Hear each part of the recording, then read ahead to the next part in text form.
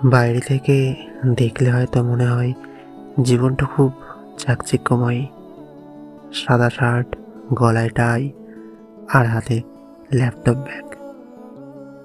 কিন্তু এই এসি রুমের ভেতর যে কতটা দমবন্ধ লাগে সেটা হয়তো শুধু আমার মতোই শহরের হাজারটা কর্পোরেট মানুষই জানে। প্রতিদিন ঘড়ির কাঁটার সাথে পাল্লা দিয়ে বাঁচা, বসের ডেডলাইন আর টার্গেটের চাপে আমরা কখন যে নিজেদের আনন্দগুলো বিসর্জন দিয়ে দিয়েছি তার হিসেব নেই।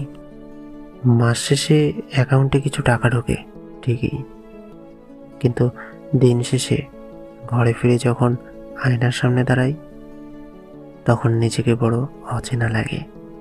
আমরা কি সত্যিই বাঁচছি, নাকি শুধু টিকে থাকার লড়াইয়ে রোবট হয়ে গেছি?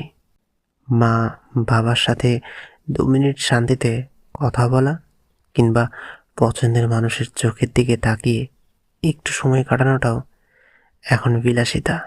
এই কর্পোরেট জীবন আমাদের সার্থকতা দিয়েছে ঠিকই, কিন্তু কেড়ে নিয়েছে প্রাণের সেই সহজ উচ্ছ্বাসটুকু।